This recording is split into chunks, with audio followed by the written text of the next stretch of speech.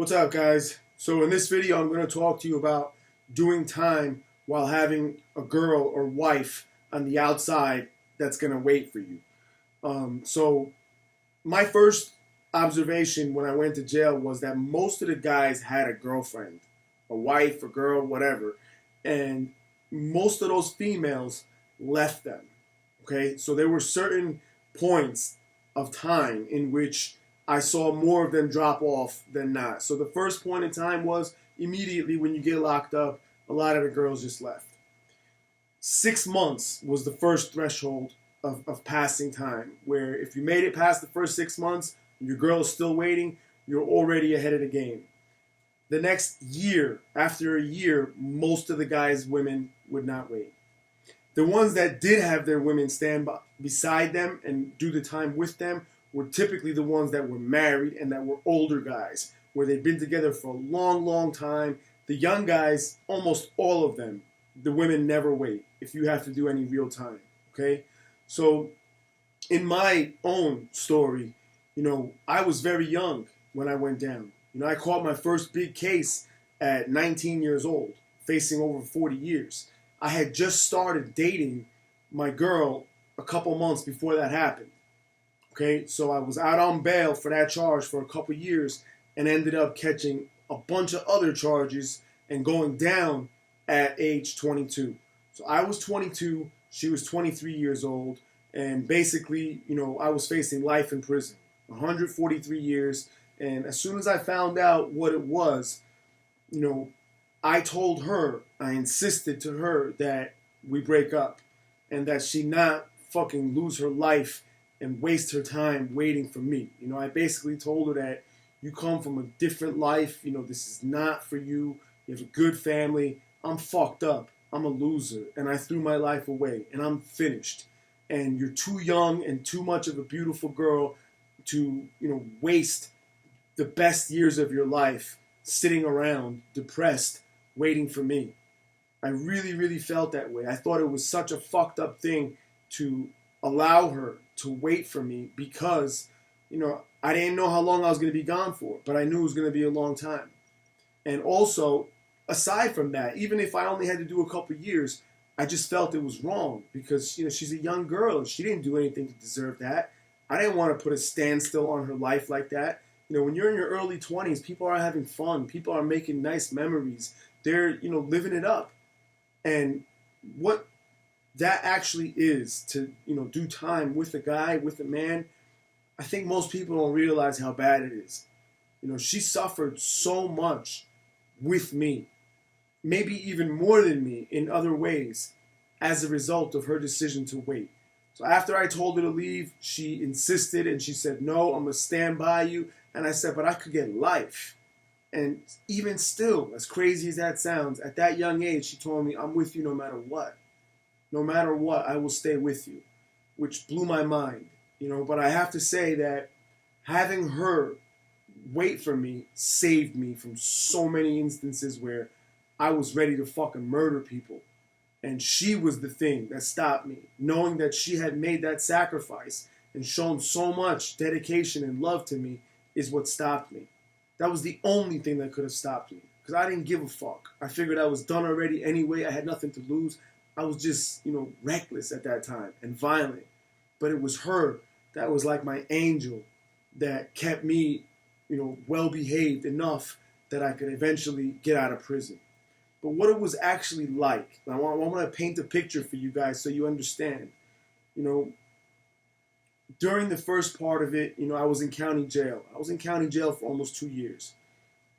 Being there, I was far. I was about an hour away from where we were living, okay? It was a huge process for her to come visit me. She had to spend her whole entire day to come visit me because not only the drive, but you have to be there early, you got to be in line, the guests have to get searched. It's a humiliating thing for any female to visit a prison or a jail. Okay, it's really, really fucking, not a good thing. And they get disrespected a lot, and I was always worried that one of these guards was going to disrespect her, one of the other inmates disrespect her or say something, where then, yeah, I'm going to fucking stab the shit out of you. Guard, inmate, I don't give a fuck. And thank God it never happened. But she was coming down to visit me twice a week. Okay, there were only 2 visits a week, and she was coming down every single week whenever she was able for both of those visits, sacrificing so much of her time to come see me, spending hours waiting, and sometimes the visits were only 20 minutes, sometimes 10 minutes if they wanted to fuck with me. On average, they were 45 minutes. We weren't able to have contact with each other. We weren't able to ever hug each other, kiss each other, never touch each other's hands, nothing. But aside from that, was the phone part. I was on the phone with her as much as I possibly could. All right. And for those of you that don't know, making phone calls from jail and prison is expensive. It's a fucking scam. They got a huge racket going on where they're making millions and millions of dollars off of these inmate phone calls. At that time, it was like for one 10-minute call was like $7 or something, maybe even more. My average phone bill for the whole time I was in county jail, that I was able to use the phones, I wasn't in lockup, my average phone bill was over $1,000 a month. Over $1,000 a month, just in phone calls.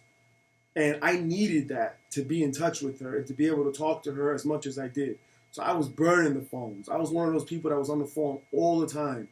And it helped me in so many ways, but it also helped in me and her staying close to each other.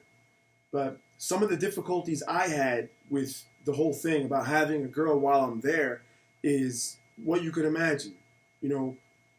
Right away I realized that having a girl and her staying with me and trying to keep this relationship is going to make my time so much harder. So much harder. It's so much easier to just do your time and forget about the streets. Don't even fucking think about the free world.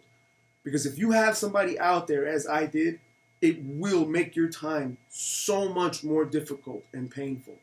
And what I mean by that is, I was always worried about her.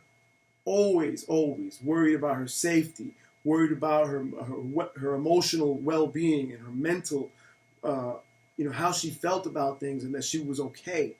It broke my heart thinking about her all the time. I also worried that maybe I would lose her. How could a girl that young stay home every single day and not do anything and live a life like that? She was taking care of my 2 dogs also. But I just always had worry. I was always thinking about her, always wondering where she is, what she's doing, who she's with, if she's okay, how she feels about me, if she's going to change her mind and lose patience and stop waiting. So having somebody on the outside like this makes your time much, much more difficult. All right? So there were also times where we couldn't even communicate with each other. I was in lockup. And when you're in lockup, you have no phone calls, no nothing. Other times when you get transferred to a different facility, there are blackout periods where you can't make any phone calls, you can't write any letters, nothing. So there were a lot of times where she was so worried because she had no idea what was happening to me. If I get caught up in something and just get taken to lockup, she has no idea. I have no way of letting her know that. There's no way I can communicate even in sometimes to other inmates to call her or let her know. So just imagine, we go from talking every day to just boom, silence. And the poor girl's just wondering and worrying about what happened to me, not knowing if I'm alive or not knowing what facility I'm in, where the fuck they took me. So I can't even imagine, guys, what this girl had to go through for me. And I owe her everything. I owe her my life. She's now my wife. She gave me 3 beautiful daughters. I have my own family that I never imagined I could have, but I really owe her everything. I will always be indebted to her. I will always respect what she did because I don't see this happening for other people. Especially at that young age. I don't see any girls holding it down like that and waiting years for somebody to come home. Especially when you're facing fucking football numbers and you don't know how long it's going to be. So I will forever remember those times. And I never want you guys to think that it is something other than what it actually was for me. The time was fucking hard for me. It was not an easy thing for me to do time. And this was the number one reason why it was hard time. Because I had this girl on the outside stopping her entire life for me. And not only that, but you could imagine the pressure that I felt upon, getting close to release, where now she sacrificed everything for me. And I got to come out with nothing. And I got to get my shit in order. And I got to adapt back into society where I've been violent for so long. I've been violent since I was a little kid.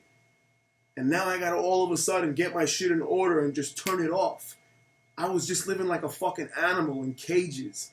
But now I got to come home and be civil.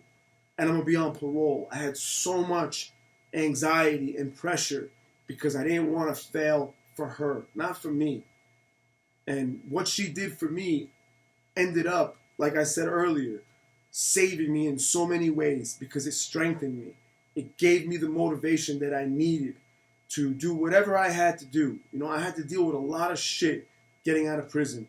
So much difficulty and so much pressure and so much temptation and a lot of disrespect from parole officers. You know, a lot of shit where I was ready to fucking explode. I was ready to just go back to prison. Fuck this shit. But I didn't. And it's because of her. So I just wanted to let you guys know, you know, how it actually is. I hope that none of you are ever in that situation. But if you do find yourself in that situation, you know, understand that most women will never, ever wait. And I don't even think it's fair to ask them to. I was very, very blessed, and I owe my life to this woman, who's now my wife. And I love her forever, and she will forever, ever be on a pedestal up here where no woman could ever fucking compare to my wife. I hope you guys enjoyed this video. Thanks.